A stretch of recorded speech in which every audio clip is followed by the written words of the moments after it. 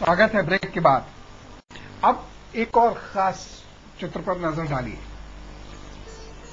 यदि हाथ लंबा है, इस सामने जो आपके चित्र है इस पर नजर डालिए और अपना हाथ लगातार देखते रहिएगा। थोड़ा सा सामने रखकर ध्यान से देखिएगा, कम से कम 8-10 इंच के डिस्टेंस से देखिएगा। ये बहुत महत्वपूर्ण चीजें हैं। आप अपने बारे में पूरी तरह समझ सकते हैं और गंभीरतम रोगों से भी बच सकते हैं, ईश्वर ने चाहे तो। यदि आपका हाथ लंबा है। दूसरा लक्षण, यदि आपका हाथ पतला है। तीसरा लक्षण, यदि उंगलियां गांठदार हैं।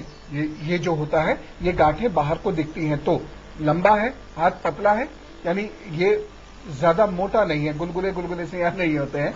और उंगलियां यदि गांठदार हैं, ये बृहस्पति का क्षेत्र यदि उठा हुआ है, यदि इस चित्र में जैसा आपने देखा, बृहस्पति का क्षेत्र यदि उठा हुआ है, शनि का क्षेत्र, ये वाला जो हिस्सा होता है शनि, यदि ये दबा हुआ है, ये जो दबा हुआ शनि, जो शनि से आप देख रहे हैं, यदि ये दबा हुआ है, यदि सूर्य वाला क्षेत्र जो हरे रंग से एनसर्कल्ड है, यदि ये वाला क्षेत्र उठा हुआ है।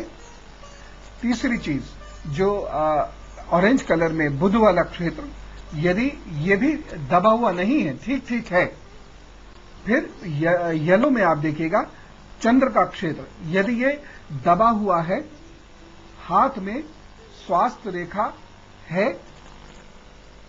यदि ये सारी चीजें हैं, यानी उभरा बृहस्पति, दबा हुआ शनि, फिर उठा हुआ सूर्य, फिर उठा हुआ बुध, दबा हुआ चंद्रमा और हाथ में स्वास्थ्य रेखा, यदि आपका हाथ ऐसा है और इसके साथ साथ लंबा भी है और पतला भी है, तो ऐसे लोगों को कुछ बातें विशेष रूप से ध्यान रखनी चाहिए। कुल मिला के ऐसा हाथ सफलता की निशानी है।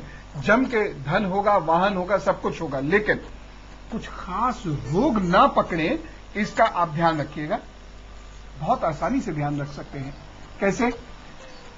ये बहुत वात बनाने का संकेत है। गैस, एक्सट्रीम गैसेस बनती हैं अगर हाथ में ये है, लंबा पतलादार, उंगलियां गांठदार। एक्सट्रीम केस है गैस्ट्रिक ट्रबल्स का, एक्सट्रीम केस बन सकता है यदि आपने परहेज नहीं किया। परहेज करेंगे तो नहीं बनेगा, यदि नहीं किया तो बनेगा। ये वात गांठों, ये जो गैस बनेगी आपके गांठों को और जोड़ों को समय से काफी पहले, यानी लेट 20s में ही परेशान करना शुरू कर देती है। गांठों में और जोड़ों में दर्द लेट 20 से ही होना शुरू हो जाता है। तीसरी चीज, यदि ऐसा हाथ है तो रक्त की अल्पता हो जाती है, यानी पॉजिटिव ब्लड होगा। मैं ये नहीं कह रहा हूं टोटली एनीमिक हो जाएगा कोई व्यक्ति, लेकिन हां, रक्त की कमी। लेकिन महिलाओं को ज्यादा ख्याल रखना चाहिए अगर उनका हाथ ऐसा है, क्योंकि इनको रक्त की कमी काफी ज्यादा परेशान कर सकती है और सडनली HB लेवल भी फॉल कर सकता है। इसलिए ऐसे लोगों को ऐसा भोजन करते रहना चाहिए जिसमें इनका हीमोग्लोबिन कभी फॉल नहीं करे और रक्त की कमी कभी ना हो, फिर कोई दिक्कत नहीं है। ये हाथ दिखाता है अपच की समस्या, इंडाइजेशन। जैसे कुछ खाया, एकदम ऊपर को उबल के आएंगी चीजें। ये नहीं कि चुपचाप पच जाए और आपके शरीर को लगे, ऐसा नहीं होगा, एकदम ऊपर। कुछ लोगों तो ये प्रॉब्लम हो जाती है कि गैस की खट्टी डकारों से गला तक खराब हो जाता है और एक बड़ा भयंकर सिम्टम होता है, इनसे समाज दूर हो जाता है। क्यों? क्योंकि ये कहीं भी गैस पास कर देते हैं और डकारे बहुत लेते हैं जोर जोर की। तो इससे क्या होता है कि एक कभी कभी बहुत ही ऑकवर्ड सिचुएशन क्रिएट हो जाती है। इसलिए इस हाथ वाले लोगों को बहुत ज्यादा ध्यान अपना रखना चाहिए खान पान का, खास तौर से जब कहीं लोगों के साथ बैठना हो तो बहुत ही ज्यादा ध्यान रखना चाहिए।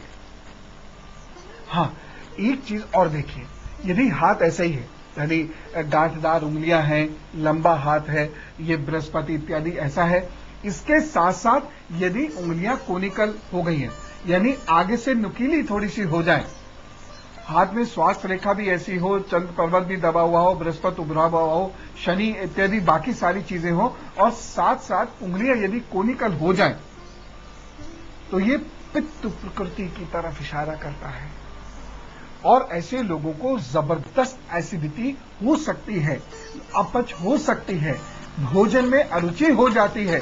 इसलिए ऐसे लोगों को बहुत ख्याल रखना चाहिए, खास तौर से चाय कॉफी का बहुत ख्याल रखें, यानी बहुत कम लें, मैदा बहुत कम लें, बहुत कम, मांसाहार बिल्कुल नहीं, मसाले युक्त भोजन बिल्कुल नहीं, नहीं तो एकदम पित्त उत्पन्न करेगा और इस पित्त से जहां एक और आपके फूड पाइप में जलन होगी, जहां एक तरफ कोलिक प्रॉब्लम्स हो सकती हैं, वहीं शरीर में, मन में खास तौर से आश्चर्य करेंगे लेकिन यह सत्य है कि मन में शांति की कमी हो जाएगी। यदि किसी के हाथ की फिंगर की टिप्स, बाकी सिम्टम ऐसे ही रहे, श्वास रेखा इत्यादि ऐसी ही रहे और जो आगे की उंगलियां हैं ये कोनिकल हो जाए, यानी आगे से कोनिकल हो जाए, तो शांति की कमी हो जाएगी।